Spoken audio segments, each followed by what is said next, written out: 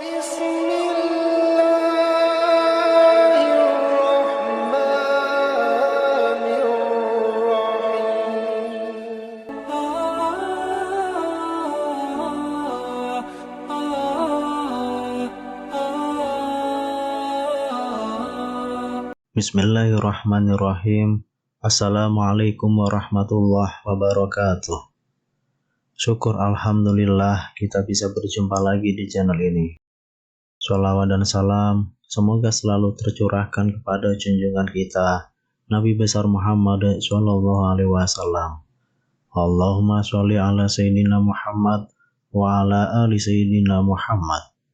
Harapan dan doa saya untuk saudaraku semua yang menonton video ini, semoga saudaraku semua selalu diberikan kesehatan oleh Allah, dimudahkan segala urusannya, dilapangkan rezekinya, diampuni segala dosanya. Amin ya robbal alamin. Sahabat beriman yang dirahmati Allah, syafaat Nabi dan diperoleh seorang muslim akan menjadi saksi amalan kebaikan baginya saat di hari kiamat kelak. Lantas, amalan apa sajakah yang dimaksud? Berikut ini penjelasannya. Yang pertama, amalan penyebab datangnya syafaat Nabi adalah tauhid dan pengikhlasan ibadah kepada Allah serta ittiba kepada Rasulullah SAW. Nabi SAW pernah ditanya, siapakah orang yang paling bahagia dengan syafaatmu pada hari kiamat?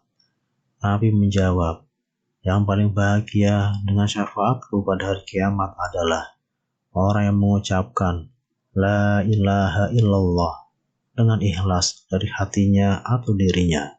Hadis riwayat Bukhari.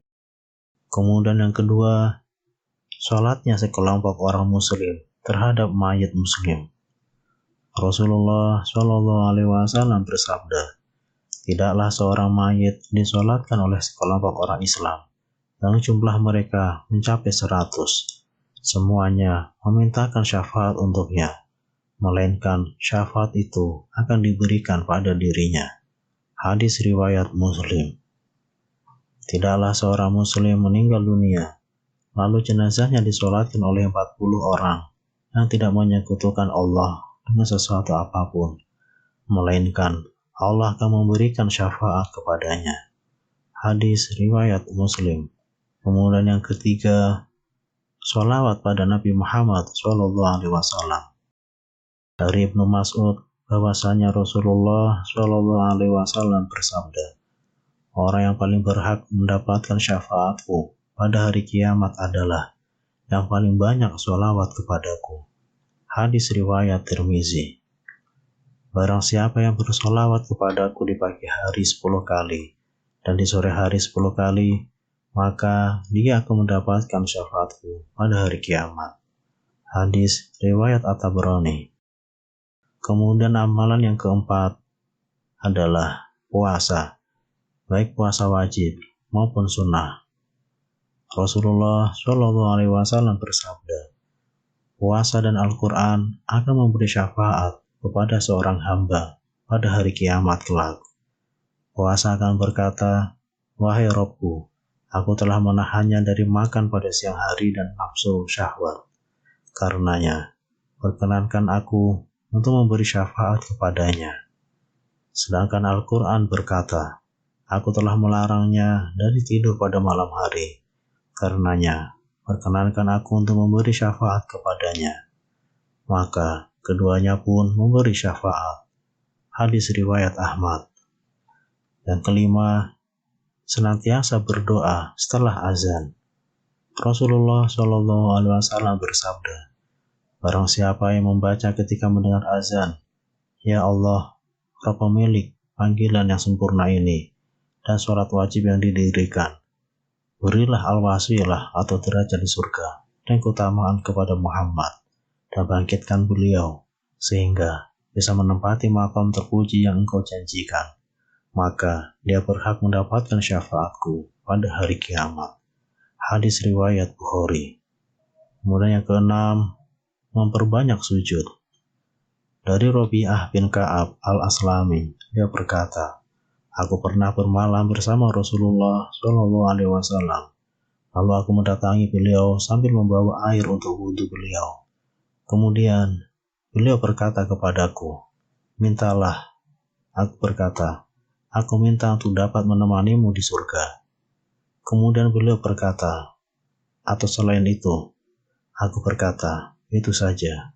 Lalu beliau Shallallahu Alaihi Wasallam bersabda, "Tolonglah aku atas dirimu dengan banyak bersujud." Hadis riwayat Muslim.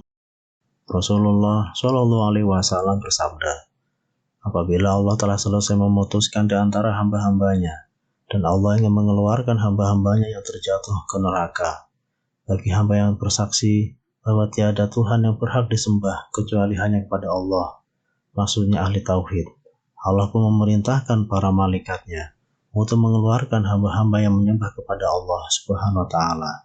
Maka para malaikat mengeluarkan mereka dari neraka. Malaikat mengetahui tanda-tandanya dari bekas-bekas sujud dari anggota badannya.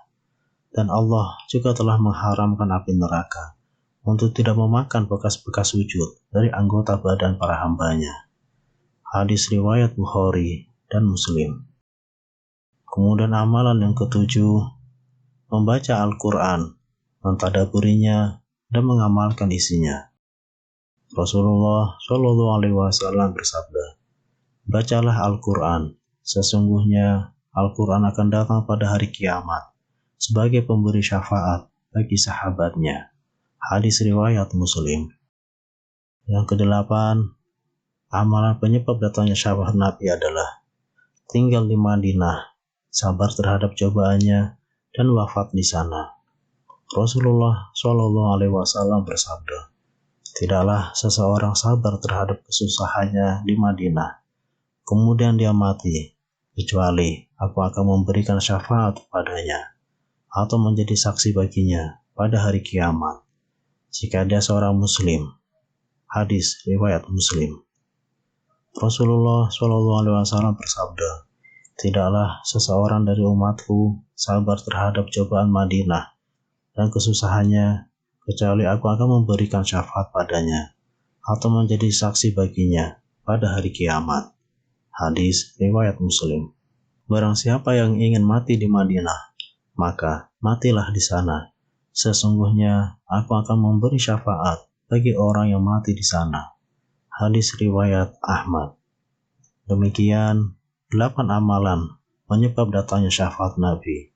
Semoga kita semua kelak mendapatkan syafaat Nabi Muhammad SAW. Allah alam biswab. Demikian yang bisa saya bagikan. Semoga bermanfaat untuk kita semua. Wassalamualaikum warahmatullahi wabarakatuh.